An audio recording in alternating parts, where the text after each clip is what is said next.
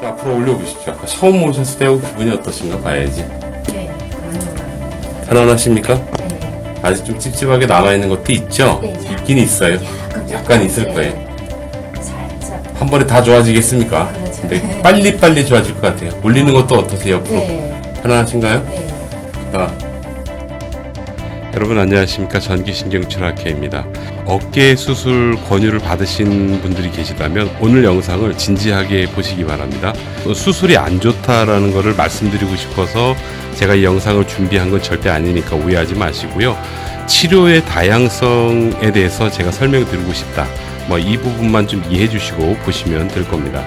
방송사에서 보도가 된 두 개의 뉴스를 제가 먼저 보여드리도록 하겠습니다. 어깨 근육 파열로 수술을 받은 환자는 지난 2013년 5만 4천여 명으로 10년 새 37배 늘었습니다. 같은 기간 수술 대신 약물이나 물리치료 같은 보존 치료를 받은 환자는 3배 느는 데 그쳤습니다. 치료 비용도 수술 환자는 평균 250만 원으로 비수술 환자의 9배가 넘었습니다. 또 어깨 근육 파열 환자 300여 명을 조사해보니 수술 치료를 받은 경우 초기 통증은 적었지만 1년 뒤엔 효과에서 큰 차이가 없는 것으로 나타났습니다. 관절 가동 범위도 1년이 지난 후엔 별다른 차이를 보이지 않았습니다. 일부의 병원에서는 보존적 치료를 좀 등한시하고 수술적 치료로 이제 먼저 환자를 선택을 하고 인도하는 병원도 있는 것 같습니다. 환자분 혼자서 판단하시기엔 좀 어려울 것 같습니다. 방금 보여드렸던 보도 내용은 KBS에서 보도가 된 내용입니다. 너무 한쪽으로 치우쳐서 여러분 수술이 안 좋다라고 생각 안 하셨으면 좋겠어요. 제가 이따가 한 번에 좀 정리를 해드릴게요. 자, 두 번째 보도 한번 보시겠습니다. 어깨 통증을 치료하는 수술이 사실상 효과가 없다는 연구 결과가 나왔습니다. 영국 옥스퍼드 대학 교수와 국립보건연구소 연구원 등 전문가 50여 명으로 구성된 연구팀은 견봉 하통증이라는 어깨 질환으로 고생한 환자 300여 명을 선정한 뒤 진짜 수술과 가짜 수술을 받은 그룹으로 나눠 연구해 이런 결과를 얻었다고 밝혔습니다. 기존에도 해당 수술이 별로 효과가 없다는 연구 결과는 있었지만 가짜 수술과의 비교를 포함한 대규모 연구가 이뤄진 건 이번이 처음입니다. 연구팀은 해당 수술이 아무 효과가 없거나 수술 비용 등을 고려할 때 환자에게 의미 있는 결과를 주지 못한다는 이번 연구 결과가 지난 30여 년 동안 이어져온 수술 관행을 재검토하는 계기가 되길 바란다고 강조했습니다. 두 번째 보도인 견봉하 성형술과 관련된 옥스퍼드 대학의 논문이 있습니다. 자, 보시기 바로 이건데요. 보도된 내용의 근거를 뒷받침할 만큼 굉장히 세밀하게 연구가 되고 또 오랜 기간 추적 조사를 했더라고요. 사실 조금 저도 좀 충격이었어요. 자, 저는 수술을 전문으로 하는 정형외과 전문의가 아닙니다. 그렇기 때문에 수술에 대한 비판을 할 자격이 없습니다. 다만 객관적인 시각에서 치료의 다양성에 대해서는 제가 여러분들께 말씀을 드리는데요. 여러분들 혹시 어깨 수술을 하면은 새 것이 되는 걸로 생각하신다면 그거는 좀 생각을 좀 버리시면 좋을 것 같아요. 수술이라는 방법은 몸에 위해를 가하는 처치이고요. 어쩔 수 없이 시행을 하는 방법입니다. 가능하면 수술하지 않고 개선되고 좋아질 수만 있다면 그게 더 낫겠죠. 그런데 심각한 고민이 아닐 수가 없어요. 여러분들은 수술을 하면은 다 좋아질 줄 알았는데 이 보도 외에도 여러 개의 보도를 통해 가지고 수술 후에 안 좋은 후유증과 관련된 영상들, 보도들이 꽤 많고 논문들도 꽤 많아요. 안타깝지만. 그러나 수술이 무조건 나쁜 건 아니라고 생각합니다. 제가 임상에 있어 보면요. 팔 자체가 완전히 밑으로 빠져서 기능 자체가 완전히 상실되는 그런 경우가 있어요. 이거를 판단하는 건 정형외과 전문의밖에 없습니다. 여러분 어깨 수술을 권유하실 때는요. 상태가 더 안 좋아져서 나중에는 어깨를 못 쓸 수도 있겠다라고 판단하는 경우에 여러분들에게 아마 수술을 권하게 될 겁니다. 결국은 수술이 절대적인 방법이 아니다라는 것이 현재 지금 나타나고 있어요. 그래서 그런가요? 수술 외 비수술적인 방법으로 어깨를 좋아지게 하는 정말로 다양한 그런 치료법들이 있습니다. 오늘은 그 부분에 대해서 제가 여러분들께 말씀을 좀 드리고 싶은 거예요. 반드시 수술을 해야지 되는 그런 경우, 팔에 장애가 남을 정도로 심각한 그런 경우를 제외하고 모든 수술을 권유받으신 분들에게 동일하게 해당되는 그런 내용입니다. 비수술적 접근을 할 때는요, 무조건 통증 조절이 잘 되고 오랫동안 지속이 되는지 그 방법을 찾고 발전시켜 나가고 있는 겁니다. 그러니까 여러분 힘줄이 많이 파열되었지만 여러분 담당인께서 이거 팔에 장애가 남을 정도는 아니고 완전히 끊어지면 힘들 것 같아. 그런데 너무 오랫동안 아프고 고생할 것 같아. 그래서 수술하자라고 권유하시는 거라면 일단 여러분 수술하기 전에 다양한 통증 치료를 한번 받아보시라는 얘기예요. 현대의학이 정말로 많이 발전했습니다. 이건 정말 여러분들께 권하고 싶은 거예요. 저희 학회에도 통증에 최적화되어 있는 그런 치료입니다. 국내에도 이미 많은 선생님이 활동을 하고 계신데 저희 학회 선생님들을 통해서 올라오는 그런 얘기들을 들어보면 이전에 비해서 통증 조절이 굉장히 쉬워지고 통증 조절이 쉬워짐과 동시에 어깨 기능을 강화시키는 운동 및 견갑대 안정성 치료라고 해요. 이런 부분들이 훨씬 더 잘 된다는 그런 얘기를 듣습니다.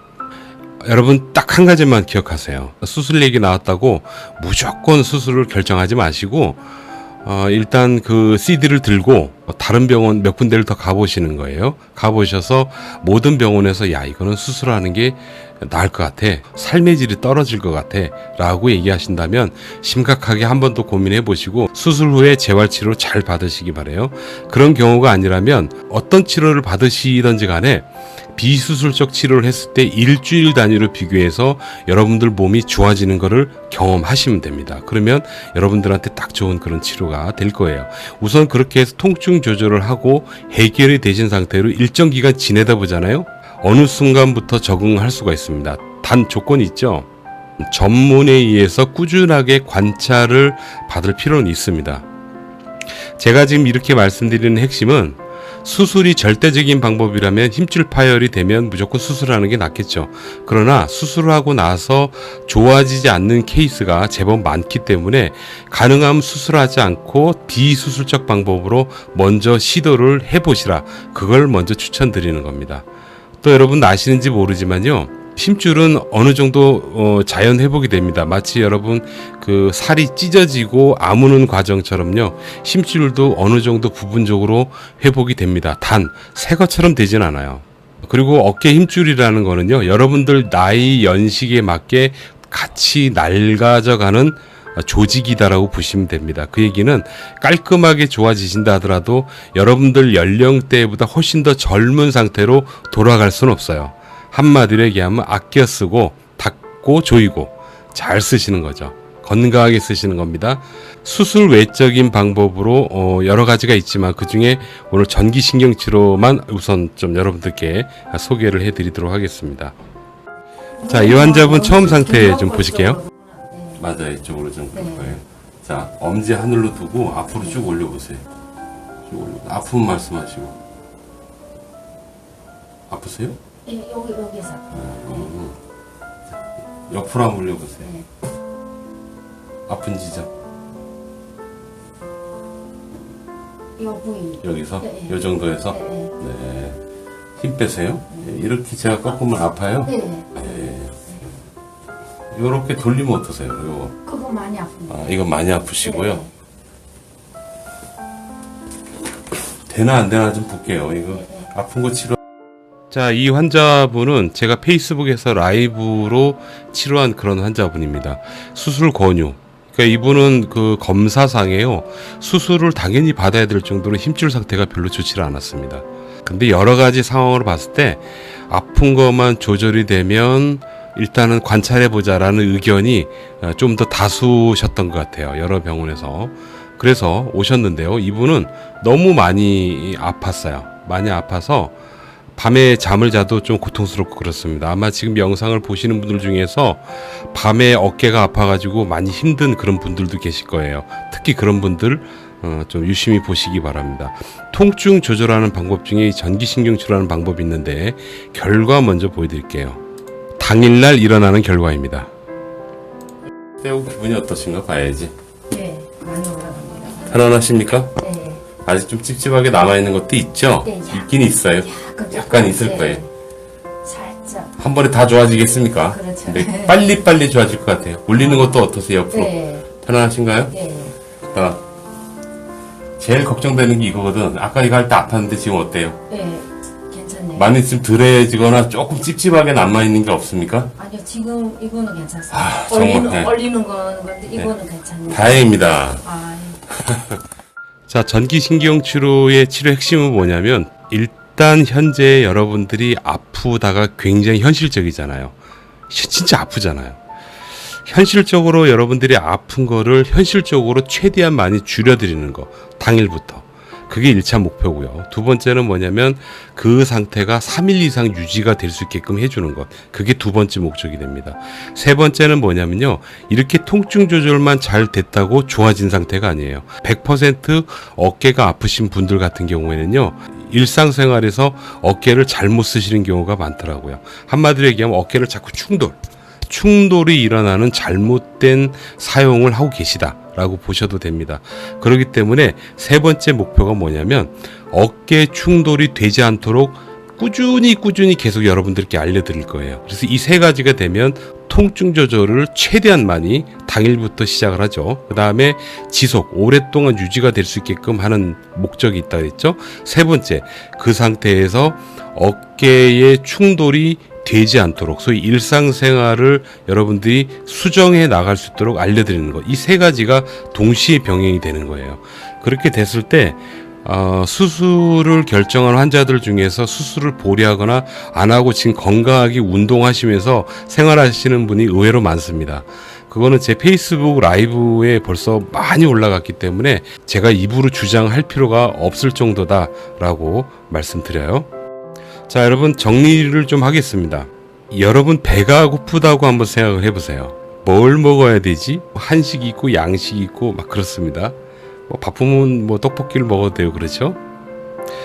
뭘 먹느냐의 차이지 반드시 하나만 먹어야 될 필요는 없는 것 같아요. 수술은 절대적으로 팔에 장애가 남을 가능성이 있는 경우에는 정말 필수로 여러분들한테 추천합니다. 그러나 장애가 남을 가능성이 없다. 그런 경우에는 비록 파열이 되었다 하더라도 수술을 하지 않는 것을 먼저 권합니다. 비수술적으로 먼저 치료를 해보라고 권하고요. 여러분들 스스로 자위하실 거는 내 어깨 상태는 내 나이만큼 얘도 나이를 먹었구나, 낡았구나 라고 생각하시고 아껴 쓰고 닦고 조이는 방법을 생각하셔야 돼요. 그리고 어깨 외에 다른 부위를 사용을 해서 어깨의 사용을 최소한으로 줄이시는 방법을 배우시고 그대로 쓰셔야지 돼요. 그렇게 되면은 아마 수술하지 않고도 건강해지는 그런 경험을 충분히 하실 수 있을 것이다 라고 말씀드립니다. 여러분 현명한 선택하시고요. 건강하시기 바랍니다. 여기까지입니다. 감사합니다.